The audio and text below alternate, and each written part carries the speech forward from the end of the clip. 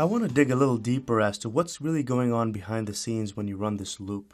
And for that, we can use something called the debugger. And pretty much all IDEs have this ability to step through the code line by line, and you can visually see what's going on, what values are being assigned to the variables, and basically see the program flow. So let's try that. So let me get rid of this line here just to clear things up. I'm going to create a new variable, and I'll just call it counter or something.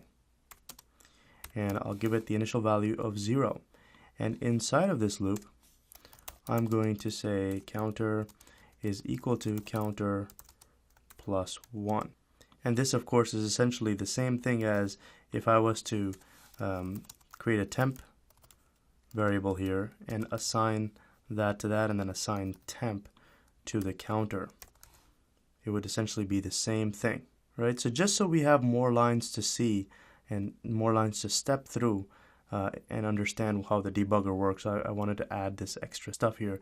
It is somewhat extraneous. I could just do counter plus plus, but I created this temp variable so you can see what happens and how it gets assigned and so on. And another thing I want to do here is change this to what we're used to seeing, which is I plus plus. This again is the same thing as I is equal to I plus 1. Okay, so you can actually just leave that there.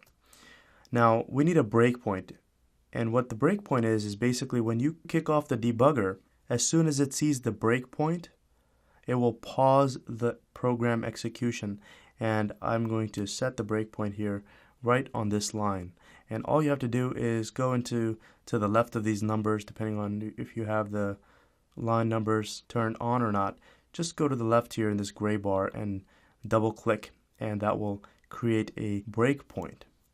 So you can right click and go to debug as Java application, and that will kick off the debugging process. So let's click on that, and notice it launched this new perspective, and the program has kicked off, and it's waiting for us to basically step through it. Okay, it's paused at the breakpoint that we set right there, right? This green highlighting is basically making it pause there. That's what it's showing. So now we can step through the code. So click on this button called step over, and notice that counter is initialized. Okay, this is the value of counter. It's currently set to 0. Step over again, and we're about to enter the loop. All right, at this stage, this line has not executed yet. Think of this as sort of waiting right in the beginning of the line to execute this line. So the I variable has not been assigned, this condition has not been set, and this happens at the end of the loop, and you'll see what I'm talking about here. So let's step through, and we have entered the loop. Notice that we have another variable appear here, the I variable, and it's being initialized to 0. So just step through here. We print the I down here, the value of it, that's a 0, and hit step through again, and notice we have a new variable that popped up called the temp, and its value is 1, because remember we are adding 1 to the existing value of counter, whatever that is, and at this point it was 0. Okay, and if you hover your mouse here, it's still 0. All right, we haven't changed the value of counter, we just assigned it plus 1 to this temp variable. Now we are about to change the value of counter. As soon as I click on this step over button, it's going to assign temp to counter, and you'll see this counter value change here. Right now it's a 0. So let's step over and watch what happens. There you go. Counter is now changed. Temp is gone because we are in a new iteration. The I variable still exists. That's part of the loop. And the counter still exists because we've basically assigned that out here, but temp has pretty much disappeared. That was within the scope of that particular loop iteration. Okay, that iteration is over. We're about to move to the next iteration. If I hit this step over button again, I will be actually incremented by this instruction here. I is equal to I plus 1 is going to get run. So understand that the incrementing of I happens right at the end of a particular iteration, right? As soon as that particular iteration is about to be over, the I's value is advanced. but you don't really see that in the debugger. The debugger only recognizes executions, the next particular execution. And when that happens, that's when it will show the updated value of I. Because remember, this line has not run yet. Basically, the debugger is waiting right at the beginning of this line here until we hit the step over button. That's when it will recognize the changed value of I. So step over again, and we initialize the variable temp and assign it the value of counter plus 1, whatever the value of counter was at the time. And that was 1. In the second iteration, we add a 1 to it, and then the temp value is 2. We assign 2 back to counter. Step over, and now we are about to enter the third iteration. So hit the step over button again, and notice I has been changed to 2. So keep stepping through this, and you can play around with this, and notice the values on the top right corner here. Keep an eye there. Notice how they are changing as we are stepping through this code, and this is going to run all the way up to 100. Okay, until I is 100, this loop is going to continue to run. And finally, when it's 100, when I is equal to 100, this loop will run one last time. So to basically execute the rest of this program, you could just hit this play button, this run button here, and that will basically let it execute the rest of the program, and it won't wait for us to click on the step over button until it come across as another breakpoint. Alright, so hopefully this gave you a good overview as to what's going on behind the scenes when your code is running. Using the debugger can help tremendously in figuring out what's going on in a program. And definitely use this tool.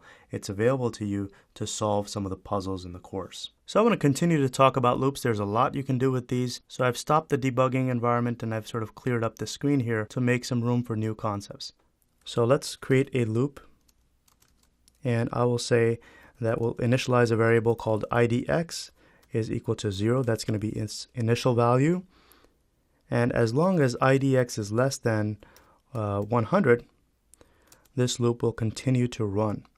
And we eventually want this loop to end, so we'll increment idx by 1 every iteration.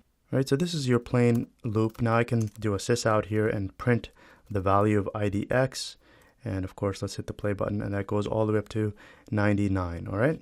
From 0 all the way up to 99. Now inside of here, we can put if statements, we can put all kinds of code, we can invoke other methods, as well as we can put another loop inside of here. So let's do that. I'll create another loop, and we'll initialize a variable called j.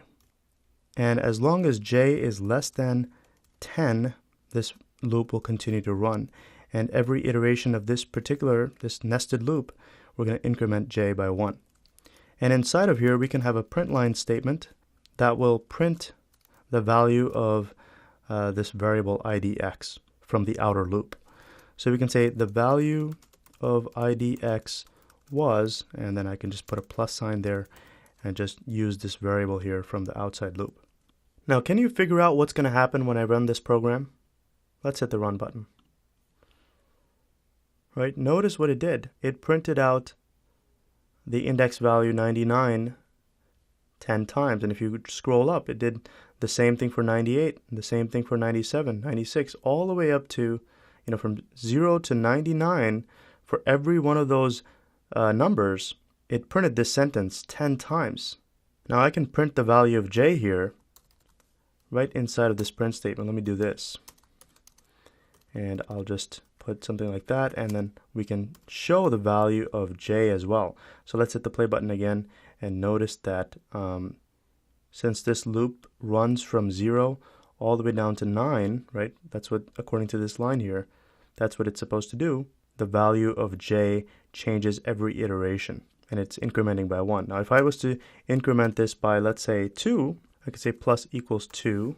That will reduce the number of times this particular line is printed. Let's hit the play button, and notice that 99 now is being printed only 5 times. And notice the value of j, 0, 2, 4, 6, 8. All right, so in a nutshell, this loop is running for every iteration of the outer loop. And since the outer loop goes from 0 to 99 for each one of those numbers, this thing is going to run. It runs based on its own instructions, right? I can change this value to 100 now and increment this by 1 every iteration. Now take a look at what happens.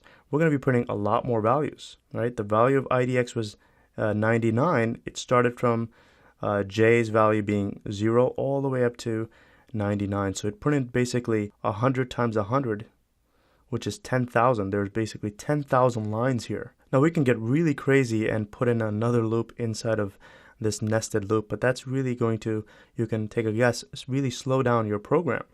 Let's try that. Let me show you what's going to happen here. For int, and I'll say i's, we haven't used the I variable yet, and we can say I is less than 100, and we can say I plus plus, and now I'll include the ith variable here as well.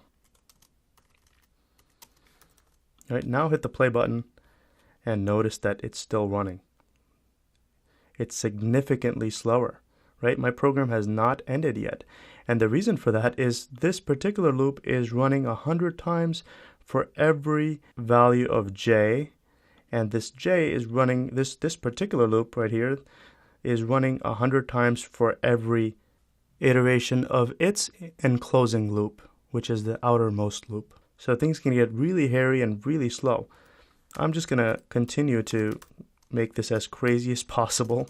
So let's say the initial value of x is 0, and as long as x is less than 100, this inner loop is going to run, and we will increment the value of x by 1 every iteration. And I will wrap this statement here, and then inside of here, let's also add the value of x. Now, I don't expect this program to finish anytime soon, all right? Let's hit the play button, and we're going to go on for a long time. So when you're writing computer programs, you want to make sure you stay away from this nested looping, all right? At max, you want 2 loops. But even that could be ridiculously slow depending on the amount of data you have. Let's say the outer loop has, for example, 10 iterations, and the inner loop has 10 iterations. So 10 times 10 is 100. That's 100 total iterations, and the program is over. Not too bad. But let's say if the outer loop had 100 and the inner loop also had 100 iterations, so that's 100 times 100, we're already at 10,000. So let's explore what happens.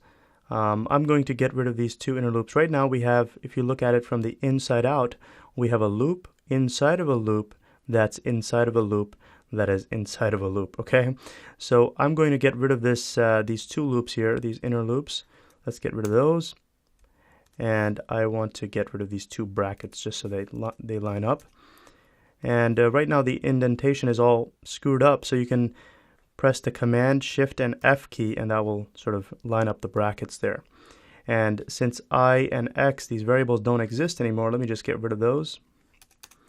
And now we are just left with 2 loops, a loop inside of a loop. So oftentimes it's easier to think about nested loops by looking from inside out.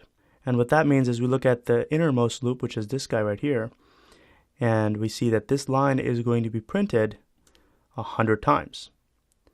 But since this entire block of code is wrapped in another loop that will cause execution for 100 times, then you have 100 times 100. That's 10,000 times you'll actually see this sentence. So if we put a counter out here, let's say we define a variable of type int, we'll call it counter, and we will initialize its value to 0.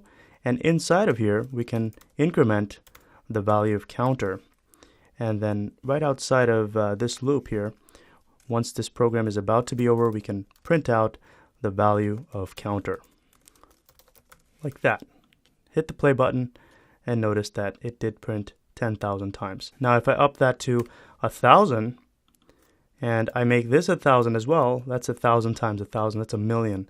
So hit the play button and notice that it really slows down your program. Technically, it's not really slowing down your program per se, but it's just taking your program much longer to complete because of the sheer number of instructions that it has to execute. So let's say if you had 10 iterations inside of 10 iterations, that's only 10 times 10, 100 instructions that the computer has to execute. That's not a big deal. But let's say you had 1,000 data points, and for every one of those data points, we had to do some looping. And if we had these nested loops like this, that would really slow down your program. 1,000 times 1,000, that's 1,000,000 instructions that the computer has to run. So obviously it will take much longer than just 100 instructions. And if you bump that up to, for example, 1,000,000 iterations inside of 1,000,000 iterations, that's a lot of instructions the computer has to work on, and that will take forever. So it really comes down to the question, is this program scalable or not, right? It may work great with just 10 or 15 data points, but how significantly slower does it get when you give it 50 or 100 or 1,000 data points? If it gets significantly slower the more data you give it, then that means it will have big scalability issues.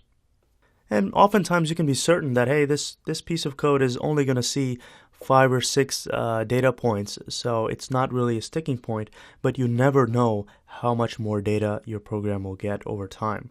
So it's best to try to avoid nested loops when possible.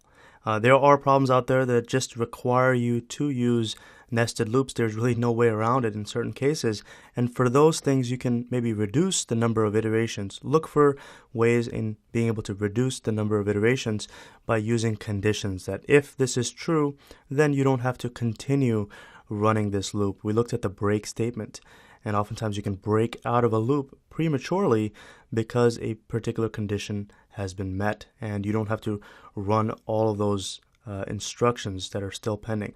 So in this lesson, I just wanted to introduce to you that inside of a loop, you can have any bit of code, including another loop.